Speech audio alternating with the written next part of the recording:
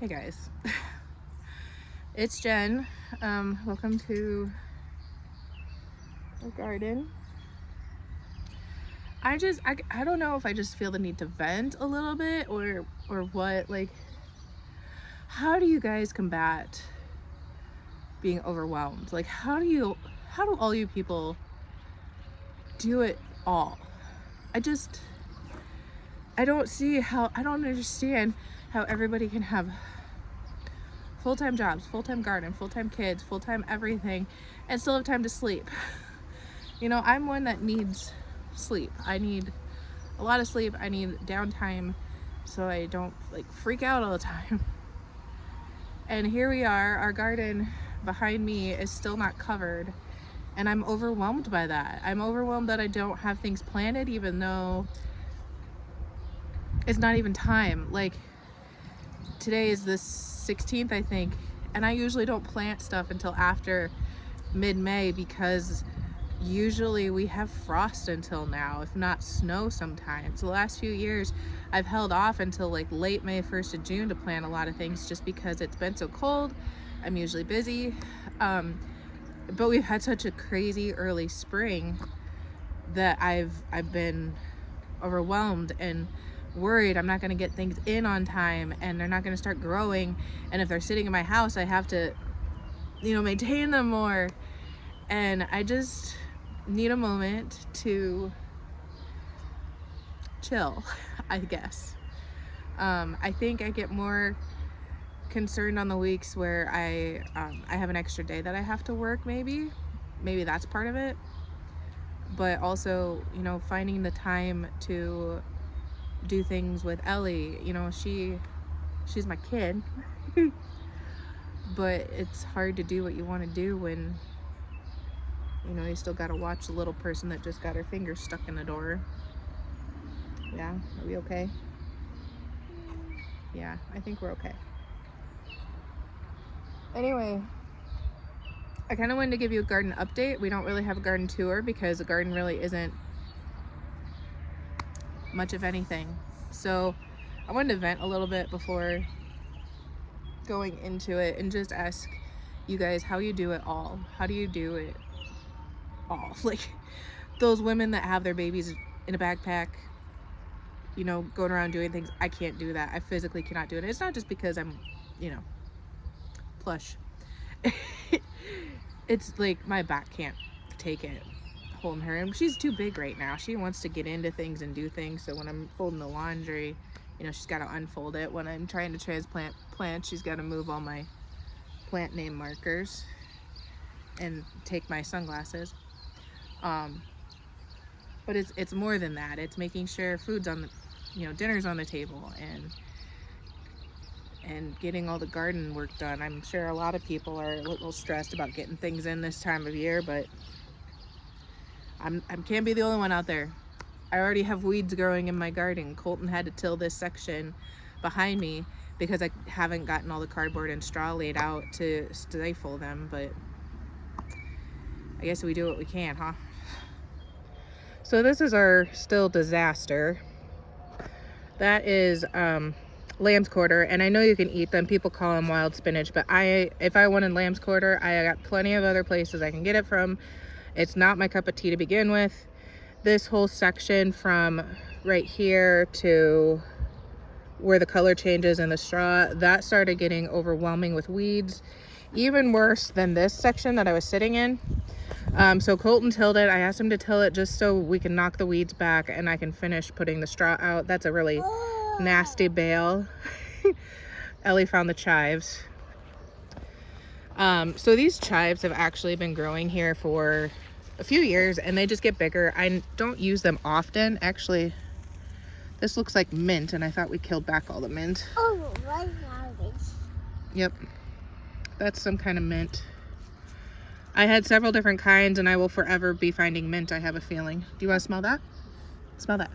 It smells really good. Yeah? You smell it?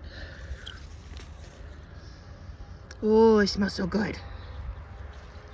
All right, this is oregano, and I think it's an Italian oregano. I had an Italian and Greek oregano, and the Italian seemed softer and less abrasive, and that's what this seems like. Of course, you know, we still have some grass, but it's much more manageable than last year.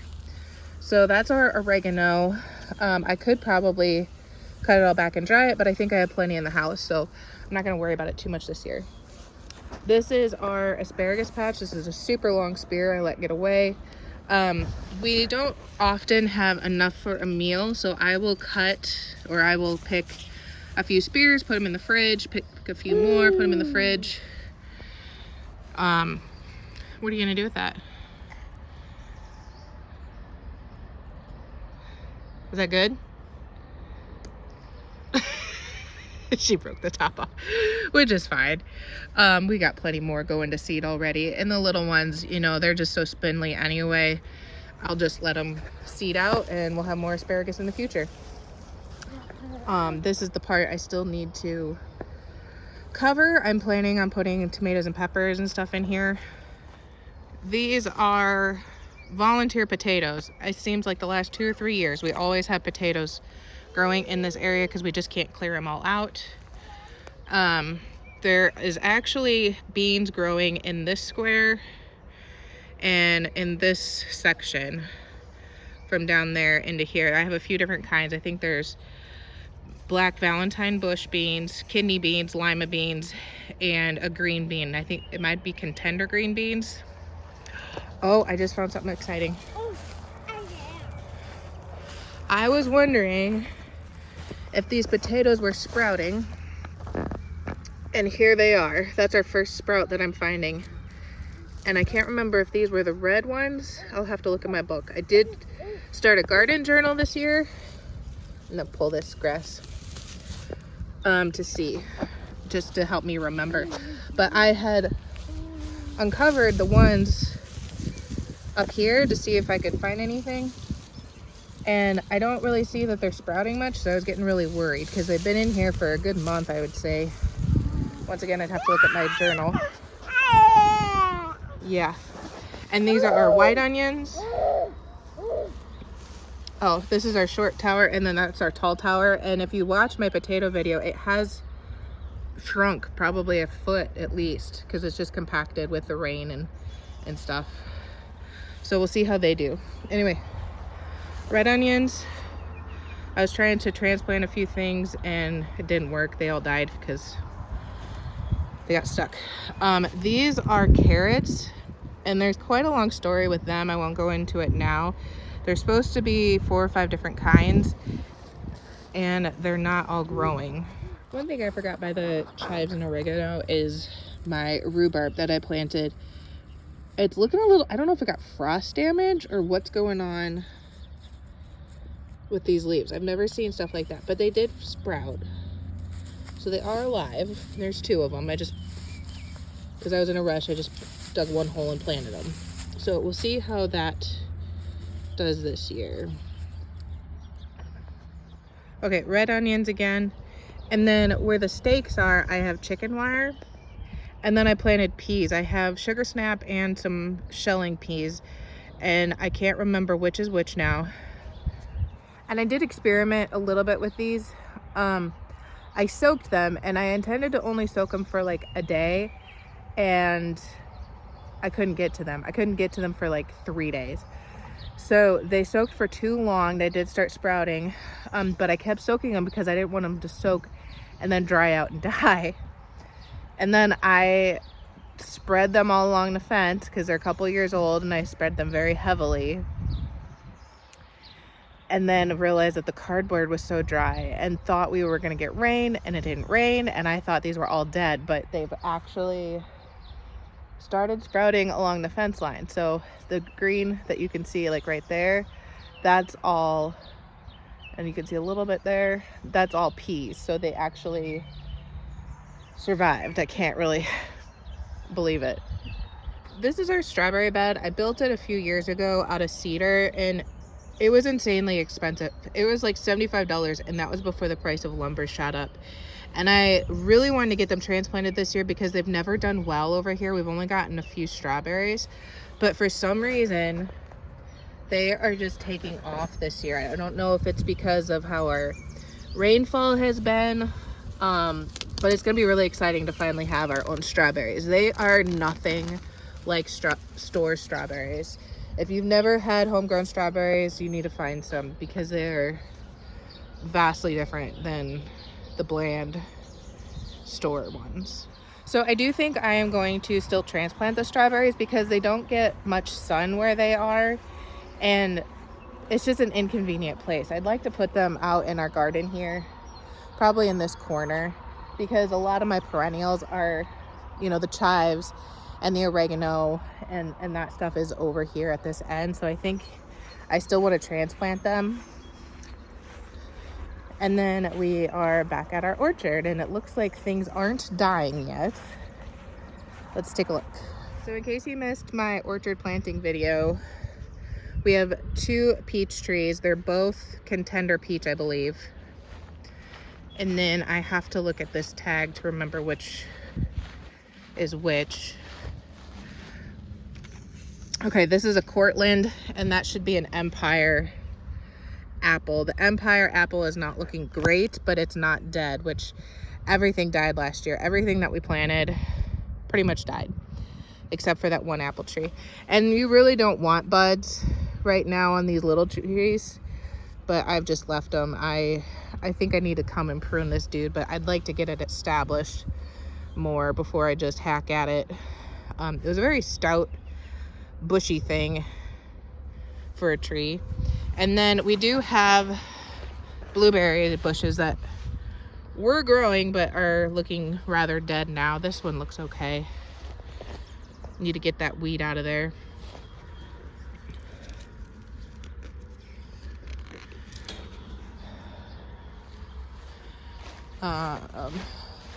I think there were 2. Oh, this is Morning Glory. And you people that like to plant Morning Glory, I hope it's an annual well, it's an annual here too, but this stuff takes over. Like it takes over stuff. It's a definite weed around here. There's more of it. And the little grainy light colored stuff, that's soil acidifier and maybe even some fertilizer that I stuck down there. I never did get back here to hack this grass out. We'll need the weed eater, but I did put the bag of mulch here to help kill some of it too. So that's my trick. Anyway, I think our soil is just too fertile, too alkaline for blueberries, but we eat a ton of them. Ellie loves them, so I would like them to succeed somehow. This is our dying pumpkin patch. I still need to come out and put some seeds down and see if that will work. That one's dying. I just planted that. A lot of it's probably because of transplant shock, and that's my fault. They just got too big and I didn't harden them off very well. But this is also our sweet corn patch. So Colton has like 4 rows here. We need to work on them. And then another 4 rows here. Whoa. 4 rows here. Sorry about that. And then 4 more rows here that are growing. And we do about 4 rows. He'll wait a couple weeks. Do 4 more rows. Wait a couple weeks. So that way not everything is all at once. We can gradually pick over a few weeks. Some of it does. Some of the second and possibly third planting does gradually catch up with the first one, just because we plant the first one so early that it gets delayed, and that's just part of the beast. And there's a couple of the chickens coming out. I'm still wondering if we have some roosters. Not supposed to, but we might. Those are the golden laced Wyandottes. No, excuse me, the silver laced Wyandottes. They're a little more brave. They're a little more brave than the other ones.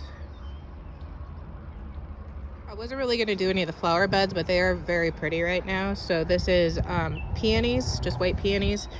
A couple different kinds of irises that we had on the property before we got here. We had to put this whole electrical apparatus here. And so it's kind of disguising that.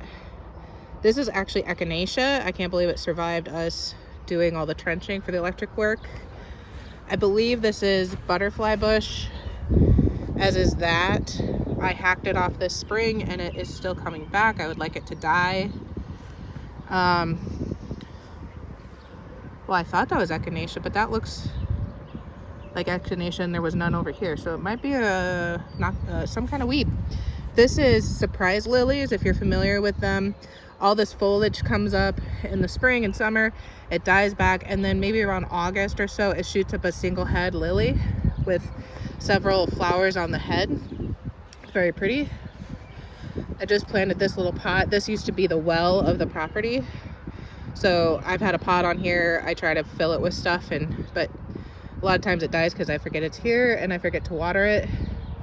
Then we just have some hostas over there, and we have behind there's an old antique planter that is supposed to be landscaping, but it's not.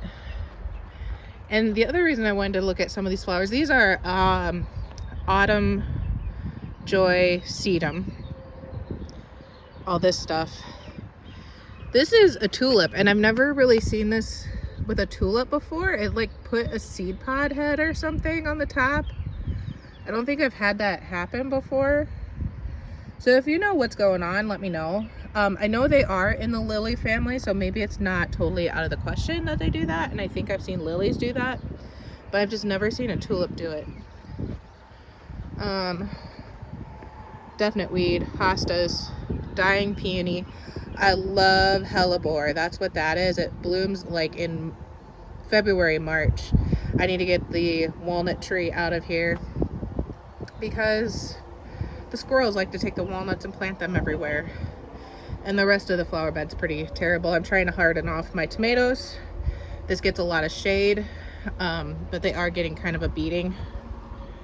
But that's one thing I was hoping to do today, was transplant them. It might be this weekend. But they are still looking pretty good so far, as long as I don't kill them.